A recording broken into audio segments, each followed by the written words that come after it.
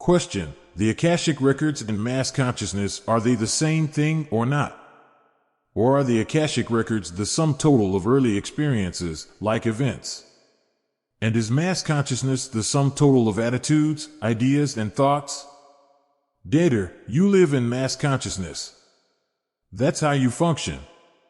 99.99% of your planet functions from mass consciousness. There are a few that don't, but they're very rare.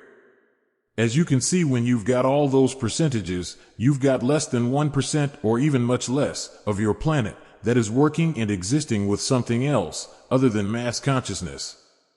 Yes, you have to be in mass consciousness because that's where you are, and this is how you run the body, is through mass consciousness and through communication with other people.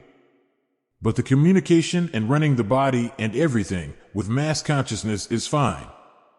But when you get away, as a loner does, then they will open up to thought.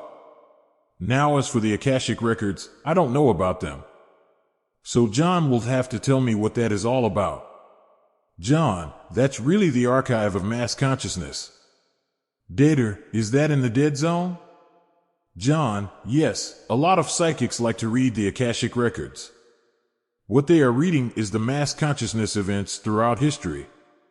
Datre, oh, that's a history thing? John, yes, is/was. Datre, well, that doesn't do any good, does it? What do they do that for?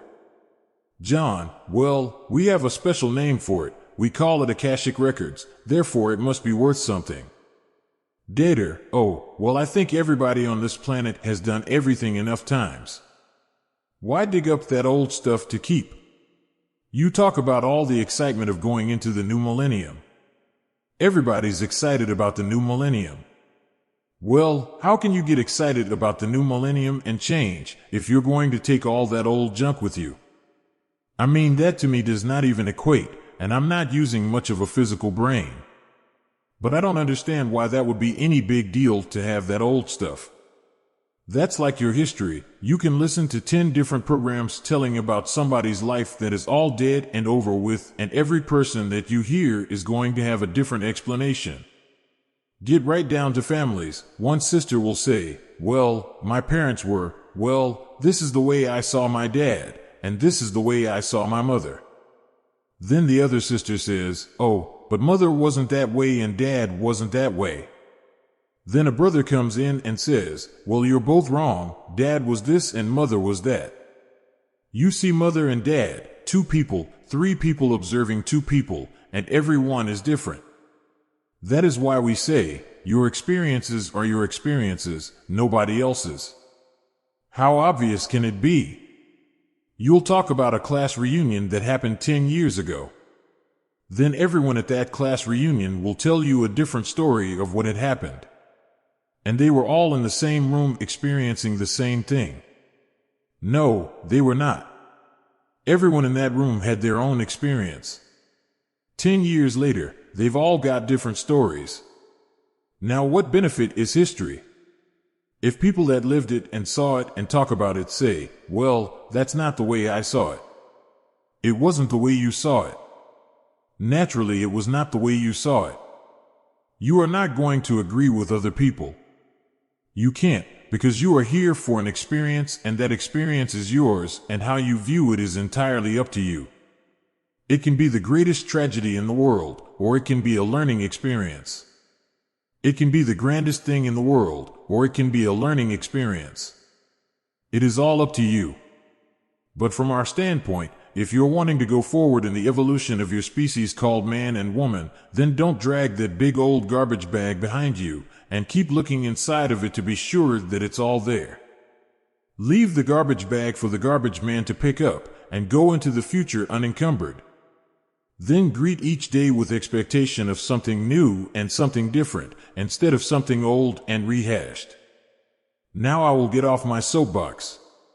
Question: I sometimes get the impression that Datre are cognizant of the personality that is asking the questions of them.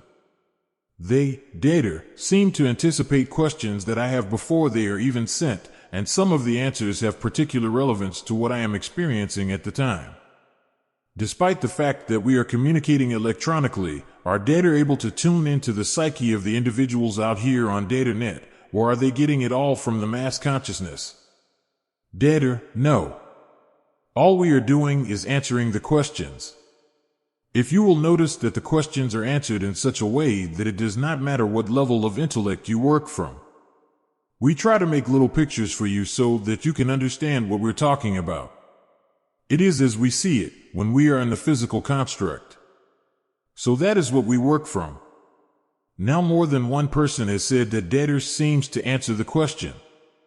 Just when I have the question in front of me, here comes the answer from Datre. Now give yourselves credit. You're the one that is creating the picture. You're the one that is interpreting the symbols that are coming through on that which you call your net. You are the one that is doing it. We are not doing it. You have a question that you wish to have answered. Now first, you must remember, there is no way to ask a question if you don't have the answer. You couldn't formulate it from a physical standpoint. So the reason you ask the question is because you want to get it out in front of you. And you want to get the answer out in front of you for you to be able to comprehend it and put it into the brain. That's what it's all about. Then because you have set up the scenario, not us, you get the answers you were looking for. Simple. Question: you experience physical reality through Aona. What does Earth look like from your point of view? Chaos? Datre, no, and I will tell you why. Aona does not live in chaos and does not see chaos. That is not her existence. What she creates and what other people create are different things. Each one of you on the planet creates something entirely different. That is up to you as an individual.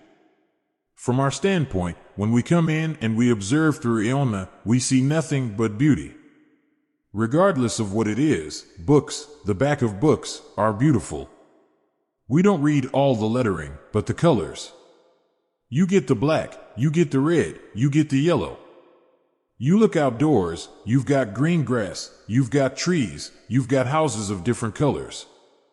The sky is different. When I first came in today, the sky was bright blue. Now the sky is like it's blue, but it's got clouds in it. Everything changes. From our standpoint, if Aona lived in a mud hut and we came and looked through her eyes, it would still be beautiful because that's what she sees. That is what her eyes are attuned to see. That makes the difference. Question: this question is a tricky one. Do you know how it all started? I mean, all that exists, and why? If you know, can you try to explain, or is it quite impossible for us to grasp? Datre, it is impossible for you to grasp because when I became, it already was. Now the number of eons that I have been around are unnumbered, and there is as much on the other side. There is no way to start a beginning. Now, that is universally speaking, because this is only one universe and the bubble that you reside in is only a very minuscule portion of any portion of that which you can see of the universe that you exist in.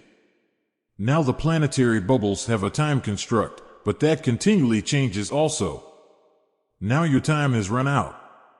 Now they have what they call the shift in what is going to take place, and then you will have another different experience for another period of time.